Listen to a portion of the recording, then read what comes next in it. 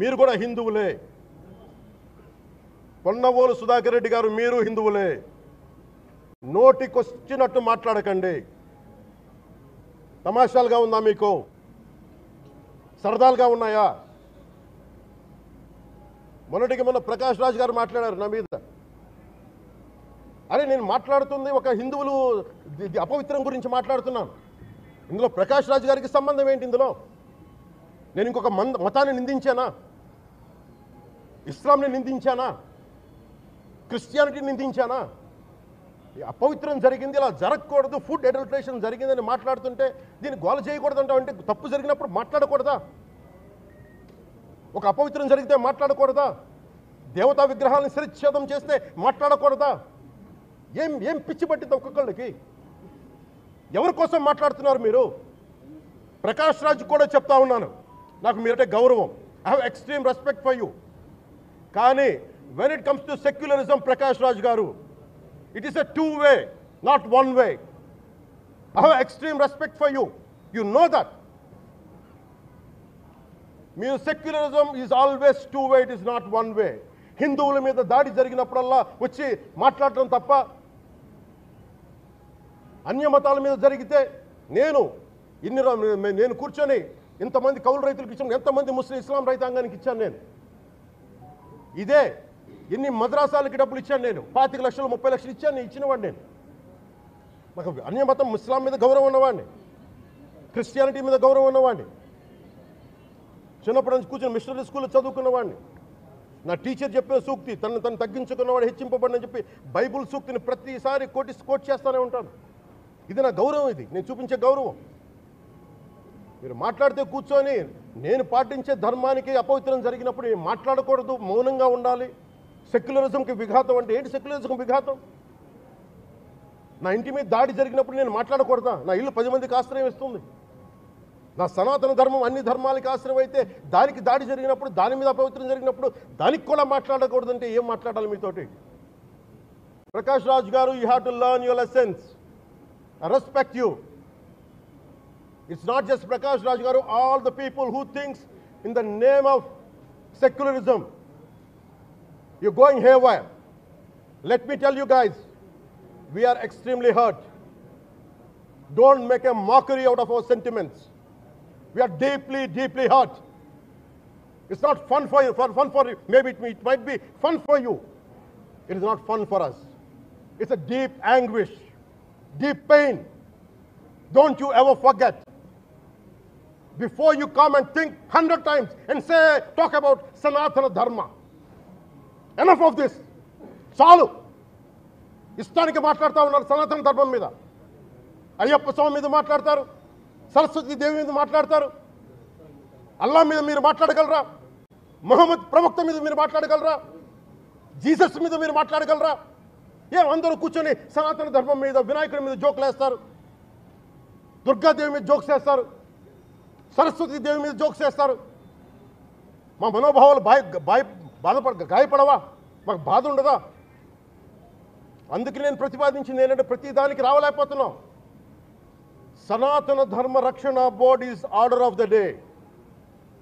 ప్రతిసారి కూర్చోబెట్టి మేము డిఫెండ్ చేసుకోలేం. ఇది ప్రతి సగటు హిందువు తాలూకు ధర్మం. ఇదే ఇస్లాం మీద దాడి జరిగితే ఎంతమంది బయటకు వస్తారు? ఎంతమంది నిరసన తెలియజేస్తారు? రోడ్ల మీదకి రమ్మని చెప్పట్లా. కనీసం మీకు కోపం కూడా రాకపోతే మేము ఏం చేస్తాం? గుడికి వెళ్ళే ప్రతి హిందువు బాధ్యత కాదా ఇది? నా ఒక్కడి బాధ్యతేనా? మా బాధ్యతేనా? మీది కాదా? ధర్మాన్ని మీరు పరిరక్షించరాదు, మీ బాధ్యత కాదా? ఈయన పొన్నవోలు సుధాకర్ రెడ్డి గారు మాట్లాడేది, పంది కొవ్వు చాలా ఖరీదైంది, ఆ కొవ్వు లడ్డు నెయ్యితో ఎలా కలుపుతారు? నెయ్యి 300 రూపాయలు ఉంటే పంది కొవ్వు 1200 రూపాయలు. బంగారంతో రాగి కలుపుతారా? ఇత్తడిలో పుత్తడి కలపరు. చెంబు తయారులో ఎవరైనా బంగారం కలుపుతారా? మదం ఎక్కిన మాటలు పొన్నవోలు సుధాకర్ రెడ్డి గారు. మదం ఎక్కి వస్తే ఇట్లాంటి మాటలే వస్తాయి. మీరు నా మీద కోర్టులో కేసులు వేసుకుంటారో ఏమి చేసుకుంటారో చెప్తే, మీరు ఏజీపీలు కదా, మీ దగ్గర వేల కోట్ల డబ్బులు ఉన్నాయి కదా, వేసుకోండి కోర్టులో, చెప్పండి. ఎవరు కూడా బాధపడాల్సినటువంటి అవసరం లేదు. ఇది గతంలోనూ జరిగింది, ఇది ప్రాసెస్ జరుగుతూనే ఉంటుంది. ఎక్కడా కూడా ఏ ల్యాబ్ కూడా డైరెక్ట్గా దీంతో పశువులకు సంబంధించినటువంటి కొవ్వు కలిసిందని చెప్పి ఇలా జరిగి ఉండొచ్చు, అలా జరిగి ఉండొచ్చు.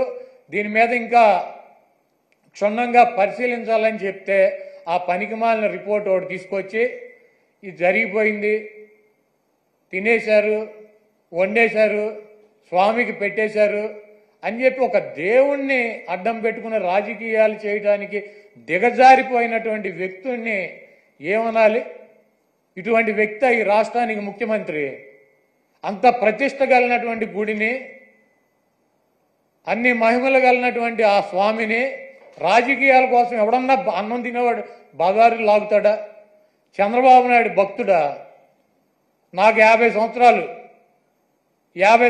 40 సార్లు నేను తిరుపతి వెళ్ళా, 20 సార్లు గుండు కొట్టించుకున్నా, 15 సార్లు కింద నుంచి నడిచి వెళ్ళా, ప్రతి సంవత్సరం వెళ్తా. చంద్రబాబు నాయుడు ఎన్నిసార్లు గుండు కొట్టించుకున్నాడు అక్కడికి వెళ్ళి? వెంకటేశ్వర స్వామికి ఇష్టమైనది ఏంటి? భక్తులు మహిళలు కూడా వెళ్ళి గుండు చేయించుకుంటారు. ఈయన ఎన్నిసార్లు చేయించుకున్నాడు? ఈయన వెంకటేశ్వర స్వామి భక్తుడా? రాజకీయాలకు వెంకటేశ్వర స్వామి వాడుకుంటాడు. జగన్మోహన్ రెడ్డి గారిని రాజకీయంగా దెబ్బ కొట్టాలంటే నువ్వు డైరెక్ట్ రా, ఆయన సిద్ధంగా ఉన్నాడు. వెంకటేశ్వర స్వామిని, మతాలని, కులాలని విచ్ఛిన్నం చేసి ఇది పెద్ద కుట్రగా మేము భావిస్తున్నాము. దీని మీద ఎటువంటి ఎంక్వైరీ అయినా సిద్ధంగా ఉన్నామని చెప్పి జగన్మోహన్ రెడ్డి గారు సుప్రీంకోర్టు న్యాయమూర్తికి, ప్రధాన న్యాయమూర్తికి లేఖ రాశారు. అదేవిధంగా ప్రధానమంత్రికి లెటర్ రాశారు. మీరు ఎటువంటి విచారణ జరిపినా వైఎస్ఆర్ కాంగ్రెస్ పార్టీ మేము సిద్ధంగా ఉన్నామని చెప్తే సిట్ అని చెప్పి, ఈయన సిట్ అంటే కూర్చున్నవాడు, స్టాండ్ అంటే నుంచున్నవాడు ఒక ఆఫీసర్ని వేశాడు. ఏం రాస్తాడు? లోకేష్ దగ్గరికి, ఈయన దగ్గరికి వెళ్ళి ఏం రాయమంటారు సార్ అని చెప్పి అడిగి రాస్తారా సిట్ రిపోర్టు? మీకు దమ్ముంటే సుప్రీంకోర్టు ప్రధాన న్యాయమూర్తితో విచారణ జరిపించండి, లేకపోతే సిబిఐతో విచారణ జరిపించండి. ఏమీ లేవు. సిట్ అంటే కూర్చునేవాడు, ఈయన కూర్చోమంటే కూర్చునే సిట్ అనే ఒక పోలీస్ ఆఫీసర్ని వేసి విచారణ జరిపిస్తాడంట. ఇంకా పైన చెబుతాడు మక్కలు ఇరక్కొడతా. ఎవడ మక్కలు ఇరక్కొడతాడు? కాకినాడ ఎమ్మెల్యే ఒక ఎస్సీ ఒక కాలేజీ ప్రొఫెసర్ని మక్కలు ఇరక్కొట్టాడు. నువ్వేం చేసావు? ఆ ఎమ్మెల్యే మక్కలు ఇరక్కొట్టావా? వెస్ట్ గోదావరి జిల్లాలో ఈ రాజ్యాంగాన్ని రచించినటువంటి డాక్టర్ బిఆర్ అంబేద్కర్ గారి పటాన్ని చించి అవతల వారేశాడు. అక్కడ దళితులు ఆందోళన చేస్తున్నారు 2 చోట్ల కూడా. నువ్వేం చేసావు? 2 ఎమ్మెల్యేలు మక్కలు ఎరకొట్టావా? ఈ రాష్ట్రంలో నీ పార్టీ కార్యకర్తలు, నాయకులు బరి తెగించి రోడ్ల మీద వైఎస్ఆర్ కాంగ్రెస్ పార్టీ కార్యకర్తలను చంపుతున్నారు, నాయకులను చంపుతున్నారు. వీళ్ళ మక్కలు ఎరకొట్టావా? వాళ్ళ మీద కనీసం కేసులు పెట్టగలిగావా? నువ్వు నీ పార్టీ వాళ్ళ మక్కలు ఎరకొట్టలేవు, నువ్వు వచ్చి అవతల వాళ్ళ మక్కలు ఎరకొడతా. ఇవన్నీ పోసుకోవాలి కబుర్లు ఎందుకు? నీకు దమ్ముంటే నీ పార్టీలో జరుగుతున్నటువంటి అక్రమాలు, నీ పార్టీ ఎమ్మెల్యేలు, నీ పార్టీ కేడర్ చేస్తున్నటువంటి దుర్మార్గాలనే అరికట్టు, వాళ్ళ మీద చర్యలు తీసుకో. నువ్వు ఇవన్నీ చేయకుండా నొట్సలతోనేమో ఒకటి చెబుతావు, నోటితోనేమో ఒకటి చెబుతావు. ఇక 24 గంటల దేవుడైనా రాజకీయమే, మావైనా రాజకీయమే, ఏదైనా రాజకీయమైనా మన బతుకు.